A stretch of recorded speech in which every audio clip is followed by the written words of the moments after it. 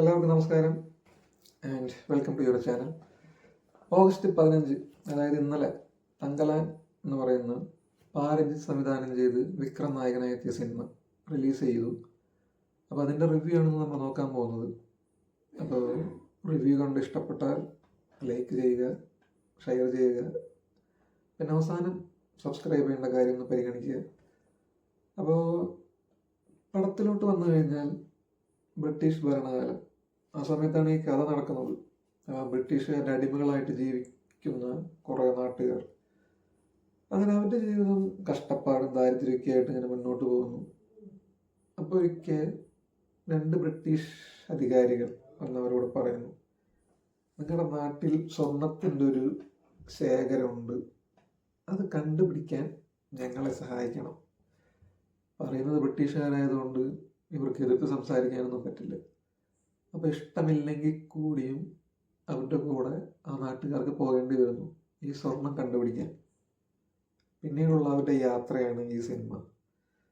ആ യാത്രയ്ക്കൊടുവിൽ സ്വർണം കണ്ടുപിടിച്ചോ, അവർക്ക് എന്താണ് സംഭവിച്ചത്, പിന്നീടുള്ള സംഭവവികാസങ്ങളാണ് തങ്കലാൻ പറയുന്നത്.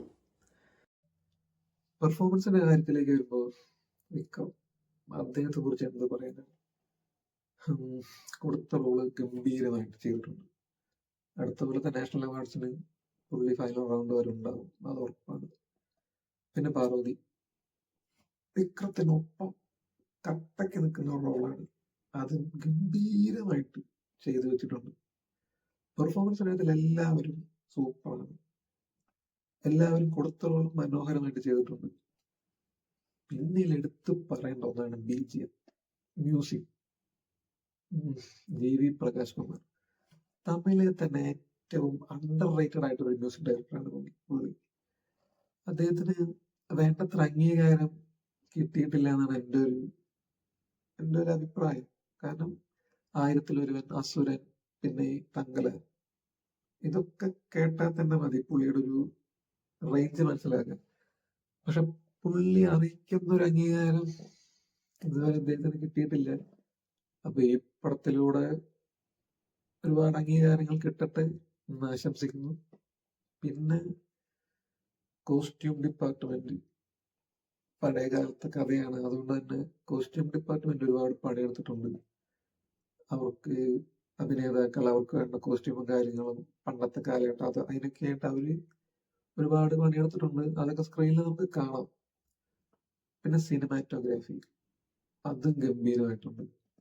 ഓരോ ഷോട്ടുകൾ, കാര്യങ്ങളൊക്കെ സൂപ്പറായിട്ട് ചെയ്തിട്ടുണ്ട്. അപ്പോൾ ടെക്നിക്കലി ഈ പടം ഭയങ്കര സൗണ്ടാണ്. ടെക്നിക്കലി ഒരു പോരായ്മയും പറയാൻ പറ്റില്ല, പക്ക സൂപ്പറായിട്ട് തന്നെ എല്ലാം വന്നിട്ടുണ്ട് പടത്തിൽ. പിന്നെ എവിടെയാണ് പ്രശ്നം എന്ന് ചോദിച്ചാൽ, പടം കുറച്ചുകൂടി ഇൻട്രസ്റ്റിംഗ് ആയിട്ട് കൊണ്ടുപോകാമായിരുന്നു. ഇതിപ്പോ പടം തുടങ്ങി ഇൻട്രോയിലാവുന്ന വരെ ഓക്കെ, നമ്മളത് ഇങ്ങനെ കണ്ടിരിക്കും. അപ്പൊ ഒരു ഗൂസ് ബംപ് മൊമെന്റ്സ്, അങ്ങനെയുള്ള സീനുകളൊന്നും ഇതില് അധികം ഇല്ല. ഒരു കരിമ്പുലിയായിട്ടൊക്കെ ഒരു സീനുണ്ട്, അതൊക്കെ ഒരു നന്നായി വന്നിട്ടുണ്ട്. ആ സീൻ ഒക്കെ നമ്മളെ ഒന്ന് വാവ് എന്ന് പറയത്തക്ക ഒരു സീനാണ്. എങ്കിൽ കൂടിയും നമുക്കൊരു ഇൻട്രസ്റ്റ് തോന്നിക്കുന്ന രീതിയിലല്ല പടം പോകുന്നത്. കുറച്ച് സ്ലോ പേസിലാണ് പടം പോകുന്നത്. അപ്പൊ അതുകൊണ്ട് തന്നെ നമുക്ക് ചില ഭാഗങ്ങൾ ബോറടിക്കും, ലാഗ് അടിക്കും. അപ്പൊ കുറച്ചുകൂടി ഇൻട്രസ്റ്റിംഗ് ആയി കഥ പറഞ്ഞിരുന്നെങ്കിൽ നന്നായിരുന്നു. അത് മാത്രമാണ് ഒരു പോരായ്മയായിട്ട് എനിക്ക് തോന്നിയത്. കാരണം ഒരുപാട് പ്രതീക്ഷ വെച്ച് പോയി കണ്ട പടമാണ്. അപ്പൊ അതുകൊണ്ട് തന്നെ പ്രേക്ഷകന് എന്റർടൈൻമെന്റ് എന്നുള്ള സംഭവം ഇതിൽ വളരെ കുറവാണ്. എന്റർടൈൻമെന്റ് വാല്യൂ വളരെ അധികം ഇല്ലാത്തൊരു പടമാണ്.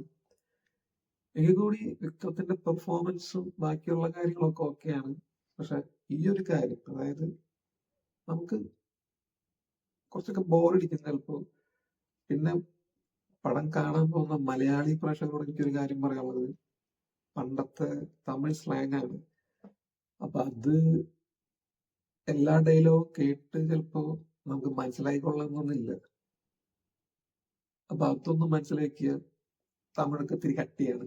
അപ്പൊ അത് കണ്ട് മനസ്സിലാക്കാനൊക്കെ ഇച്ചിരി പ്രയാസമാണ്. അപ്പോ ഈ പടം ഞാൻ നിങ്ങൾക്ക് റെക്കമെൻഡ് ചെയ്യുമെന്ന് ചോദിച്ചാൽ ഒരു സ്ലോ പേസ് മൂവിയാണ്. അപ്പൊ അങ്ങനെ ഒരു പടം കാണാൻ താല്പര്യമുള്ളവരാണെങ്കിൽ നിങ്ങൾക്ക് പോയി കാണാം. അല്ല, സിനിമ ഒരു എന്റർടൈൻമെന്റ് മാത്രമായിട്ട് കാണുന്ന ഒരാളാണ് നിങ്ങളെങ്കിൽ ഈ പടത്തിന് പോകാതിരിക്കുന്നതായിരിക്കും നല്ലത്. കാരണം ഒരു എന്റർടൈൻമെന്റ് വാല്യൂ അങ്ങനെ നമുക്ക് തരാത്തൊരു സിനിമയാണ്. അങ്ങനൊരു മോശമാണെന്നല്ല, ക്ലാസ് പടമാണ്. പക്ഷെ എന്നാൽ കൂടി ഒരു നമുക്കൊരു ഇൻട്രസ്റ്റിംഗ് ആയിട്ടുള്ളതല്ല ഈ സംഭവം. അപ്പോ ഇനി പടം കാണണോ വേണ്ടെന്നൊക്കെ ബാക്കി നിങ്ങളുടെ തീരുമാനമാണ്. അത് നിങ്ങൾക്ക് കാണണമെങ്കിൽ പോയി കാണാം, അതൊക്കെ നിങ്ങളുടെ ഇഷ്ടം. അപ്പോൾ ഇത് എൻ്റെ വ്യക്തിപരമായ അഭിപ്രായമാണ്. നിങ്ങൾക്ക് ചിലപ്പോൾ മറ്റഭിപ്രായങ്ങൾ ഉണ്ടായേക്കാം. നിങ്ങളുടെ അഭിപ്രായങ്ങൾ ഏതായാലും കമന്റായിട്ട് രേഖപ്പെടുത്തുക. അപ്പോൾ അടുത്തൊരു എപ്പിസോഡിൽ കാണുന്നവരെ ബൈ.